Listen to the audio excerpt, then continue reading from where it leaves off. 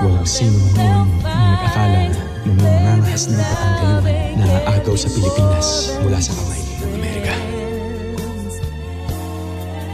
She's back in his life, and it feels so right. Baby, this time, love won't end. Bago sumiklab ang ikalawang digmaan, nagsimula ng magkagyera sa buhay namin ang aking Kuya Eduardo.